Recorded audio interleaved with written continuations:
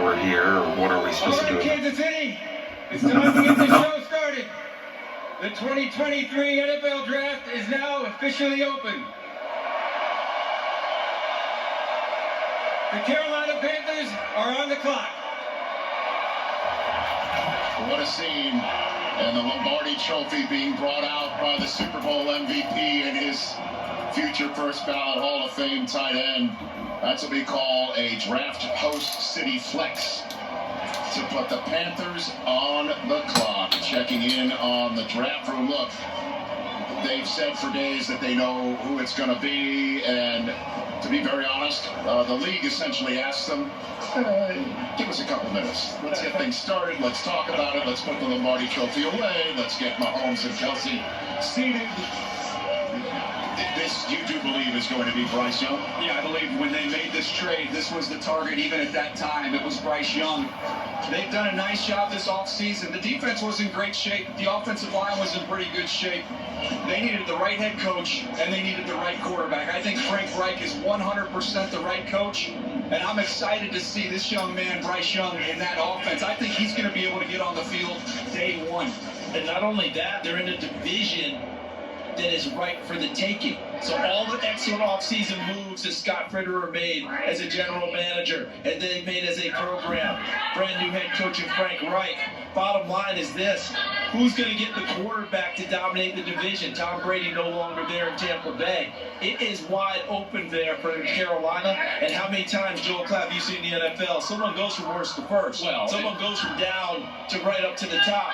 You get the right guy, you can do that in NFC South. And it's always surrounding the quarterback position, right? The best quarterback in each division runs the division. There's two divisions in the National Football League that are, at least right now, with Aaron Rodgers moving on to New York, up for grabs. And you would say that. And so Carolina's got a chance. If they can get that guy that they think can run the division, then they're set up for a nice long run. I can tell you, Bryce Young, he's confident, he's accurate, he's a distributor. And in the modern day of football, even at the NFL level, I think he's a perfect fit. Kurt Warner? You know, when I talk to Coach Reich, he always talks about processing. I want a quarterback that can process on schedule, that can move and process while he's on the move.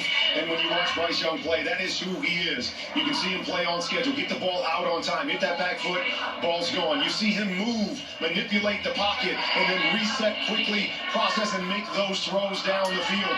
I believe this is a no-brainer for Frank Reich getting this job in Carolina. DJ said it. They've built some good pieces there with that squad. They need that guy to be able to lead them, process the information that Frank likes to run at the line of scrimmage, and I believe that Bryce Young is that guy. And let's not forget the NFC South no longer has Tom Brady perched within it.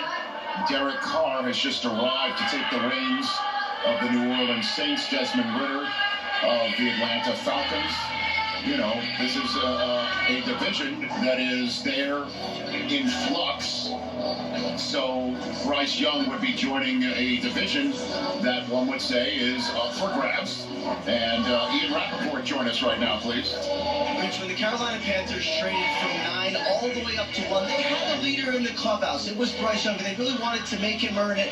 They got down to it. They did a full open evaluation of all the quarterbacks, and why they're settling on Bryce Young is pretty simple. They think he is brilliant. We've heard all about the S2 cognitive test that he scored a 98% on. That is not the only reason why they love him. It is the way he processes, as Kurt said, on the field. He is a leader. They got to like him more and more as they met with him. The personal interaction, they are united all the way through the organization, including Roberta Tepper, Dave Tepper's mom, who turns 91 today. She also is a huge fan. Yeah, and it's interesting, Ian, to me, when you talk to the folks in Alabama, the way they run their program there on Sundays, they get the game plan. They have an army of analysts that are putting the game plan for the following week together. They give him that on Sunday, and most quarterbacks, they're going to start going through that as the week goes along. He shows up on Monday having already swallowed all that information with suggestions, what he likes, what he doesn't like, and they said they meet as a staff, and a lot of times they go, yeah, he's right. Take that out. Let's put this in. This is the type of intelligence he has. Because, Joel, every quarterback is interested. Yeah. Some are dedicated, and the very few are obsessed. This guy's obsessed. When I talked to Bill O'Brien, which was his offensive coordinator at Alabama before that Texas game, second week of the season, He said, Bryce puts an immense amount of pressure on me to be prepared because I know he's going to be as prepared as I would be on a Monday morning. That's just the type of preparation that he has. Then I'll tell you, some of this processing, it's not just post-snap, but it's also pre-snap. I don't think there was a quarterback in all of college football that controlled as much as Bryce Young controlled pre-snap, whether it was protections, changing plays. Let's not forget, CD, this was not the Alabama offense of 2020, certainly, or even 2021. He was playing with a group of wide receivers that, quite frankly, were a little below par for what Bama normally has, and an offensive line that was a bit below par for what Bama normally has. And he never said anything about it, never complained, and at times would just will his team into games and then into wins. Well, either they agree with your point, Joel, or they've made a pick in Carolina, and it's been completed. And I think it's the latter, although your point was very salient and well taken, I believe. They loved it, apparently. The Panthers were sitting there just staring into space for 5 minutes, and the heck with it, let's make this pick already. And I should say, we're expecting it to be the quarterback, Bryce Young. If it is, then the NFC South would join the NFC West as the divisions in football to have 2 first overall selected quarterbacks. If you don't know, Kyler Murray on Arizona and Matthew Stafford is on the Rams. Baker Mayfield is now the quarterback of the Tampa Bay Buccaneers in the NFC South, and Bryce Young would join him in that division. One last thing, as we're expecting to hear Bryce Young's name. I'm kind of surprised. Alabama's never had a first overall pick in the common draft era. The highest pick out of Alabama in the common draft era was Cornelius Bennett, second overall to Indianapolis in the 1987 draft. Joe Namath was the first overall pick of the 1965 AFL draft. And that's why we had a merger pretty much. Rich, they're not crying in their Cheerios. No, I know that. Saban, they've had like 40 first-round picks. That's like double anybody in the country, right? It's kind of weird, though. It's strange when you think about Alabama. Remember, for a long time, Alabama went without a Heisman Trophy winner, which was one of those strange things. That's long gone now. They've taken care of that. But Rich, you bring the Jets into it. And I think about Sonny Werblin when he was the owner of the Jets and they took Joe Namath. Yes. That was his guy. That's the guy he wanted. We heard about Roberta Tepper from Ian, who was the mother of David Tepper. Don't think for a second that David Tepper wasn't heavily involved in this. The man he wanted representing his team, not just as a quarterback, but as the face of the franchise, that was a big part of this pick, too. I think the Teppers might have led the league in buying draftable quarterbacks dinner. And as you know, they went from one pro day, they went from C.J. Stroud, Ohio State's pro day, to Alabama's pro day, to Kentucky's pro day, and then went to Florida's pro day the next week. We're going to find out who actually is the chicken dinner winner right here for the first overall pick in this draft. One thing I don't want to get lost here, this is a trade up. A lot of times a team with the first overall pick is the least talented team in the NFL. They were not up there. They moved up there. The talent on this roster, when you look at their depth chart, we've touched on their ability to win right away. That is not hope. This is very possible for them to get up and running right now. Well, the last several weeks and months have been all question-filled when it comes to the NFL draft. We're about to get our first answer. The commissioner about to announce the first pick of the 2023 NFL draft.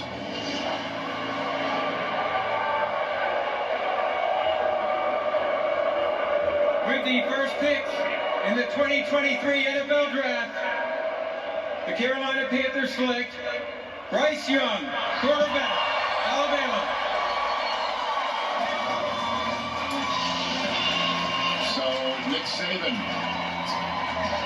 part of the Bryce Young contingent, celebrating the first overall selection out of the University of Alabama. Having C.J. Stroud. We'll soon discuss how much longer CJ's not. I know about that Peach Jacket guy. Good guy. And he's the first player out of the green room and out of Union Station to head to the stage and to put on a Carolina Panther hat. And welcome to the National Football League, Bryce Young. Think about all the work over his life that went into this moment. Fucking cringe. his whole life. He goes to modern day, the premier high school program in the country, dominates. Then goes to Alabama, the premier college football program, and dominates. And here he is once again, the first pick in the draft. What an accomplishment. At no point did it ever seem too big for him. He played like he's getting to the stage with a slow heartbeat, with patience. This guy's in control all the time. And don't forget, was never afraid to humble himself. Played behind Mac Jones, a first-round pick, and then took over immediately thereafter. Daniel? Yeah, we can jump into the video here, and let's see what this man looks like on the field. We've heard everything about his character, everything about his work ethic. That's all off the charts. There's a lot to love about what you see as well. The guys have talked about him being a point guard in a way that Drew Brees distributed the football. That's why the comparison exists, not just because of their size. But I come down to the 4 Ps. Let's start with pocket awareness. His sixth sense to be able to feel pressure, climb, get away from it, and deliver the ball accurately down the field. The poise, you get free rushers, he hangs in there. He's not the biggest guy, but he's not afraid. He gets his cleats in the ground. He'll take that hit and deliver the football. Ball placement, poor Julius Brents, the corner from K-State. You can't cover it better than this. He's in perfect position. This ball is almost hand-delivered to the wide receiver. And then the playmaking. This offensive line was not quite what it's been in years past for Alabama. He had opportunities like this against LSU, CD, to make things happen, and he did. Absolutely, and you already mentioned Drew Brees as a comp. How about I pay homage to Doug Flutie? Because what we're seeing here from Bryce Young, its ability to move around, locate target, put ball. Good guy. Most uneventful first round pick fucking ever. No shooking and jiving.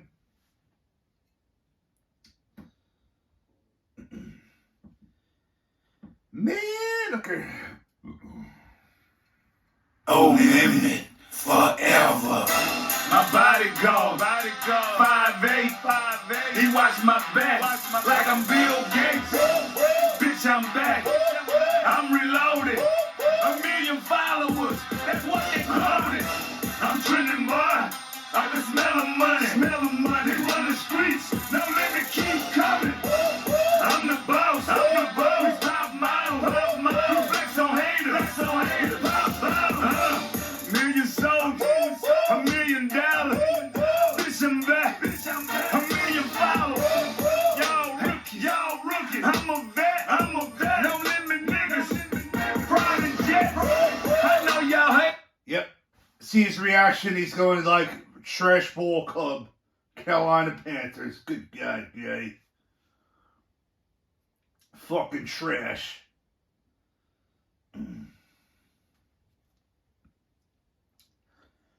So over there.